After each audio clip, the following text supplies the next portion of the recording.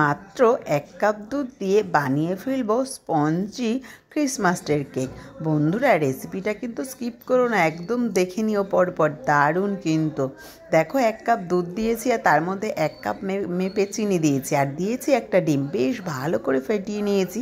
তারপর দিয়ে দিয়েছি এর মধ্যে 1.5 কাপ মতো সুজি। মানে মাপটা কিন্তু এভাবেই মেপে করতে হবে, তাহলেই কিন্তু কেকটা খেতেও যেরকম দারুণ হবে, দেখতেও সেরকম ভালো হবে আর একদম কিন্তু স্পঞ্জি স্পঞ্জি হবে। বেশ ভালো করে কিন্তু নাড়িয়ে নিলাম, নাড়িয়ে নিয়ে তার মধ্যে দিয়ে দিলাম ওই 20 টাকার আর দুধের গুঁড়ো, মানে 10 টাকা করে প্যাকেট, সেই 2 প্যাকেট দুধের গুঁড়ো দিয়ে দিলাম 1/2 কাপ মতো। দিয়ে এবার এর মধ্যে দিয়ে দিলাম 1/2 কাপ মতো সাদা তেল। বেশ ভালো করে কিন্তু পুরো জিনিসটাকে ফাটিয়ে নেব। যতটা বেশি ভালো করে ফাটাবো ততটাই কিন্তু কেকটা স্পঞ্জি হবে আর সফটি হবে। এবার যাতে একটু কালার ভালো হয় তার জন্য কিন্তু আমি একটু কফি গুলে দিয়ে দিয়েছি, যাতে একটু কফির মতো হালকা কালারটা আসে, তার জন্য। এটা তোমরা দিলেও দিতে পারো, না দিলেও দিতে পারো। এবার দিয়ে দিলাম 1 চামচ বেকিং সোডা, দিয়ে বেশ ভালো করে অনেকক্ষণ নাড়াচাড়া করে নিলাম। নাড়াচাড়া করে নিয়ে এবার একটা পাত্রের মধ্যে বাটার পেপার লাগিয়ে দেব, দিয়ে এবার আর তার মধ্যে একটুখানি বাটার ব্রাশ করে নেব। ব্রাশ করে নেওয়ার পরে ওটাকে রেখে দেবো। আর এইদিকে যেটা ব্যাটারটা আমি তৈরি করেছিলাম মিশ্রণটি, সেটাকে কিন্তু আমি আধ ঘন্টা রেস্টে রেখে দিয়েছিলাম। আধ ঘন্টা বা 1 ঘন্টা কিন্তু এটা রেস্টে রাখতেই হবে, তাহলে সুজিটা বেশ ফুলে যাবে।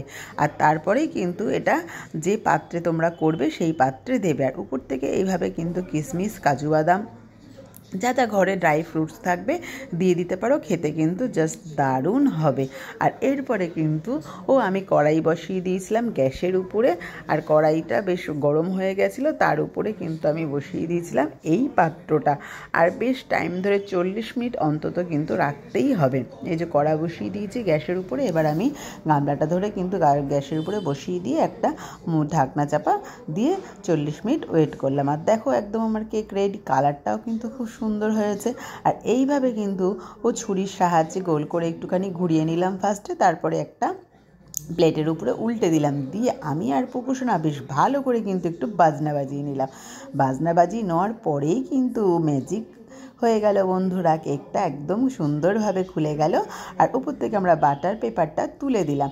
দেওয়ার পরে দেখো, কেকটা দেখতে কিন্তু জাস্ট দারুণ হয়েছে বন্ধুরা। তোমাদের কেটে দেখিয়ে দিচ্ছি যে কেকটা কত সুন্দর সফটি আর কত সুন্দর স্পঞ্জি হয়েছে। আর খেতেও কিন্তু বন্ধুরা দারুণ হয়েছে। তোমরা অতি অবশ্যই এই রেসিপিটা, মানে কেকের রেসিপিটা অতি অবশ্যই একবার ট্রাই করো, আর আমাকে কমেন্টে জানিও তোমাদের কীরকম লাগলো এই কেকটা।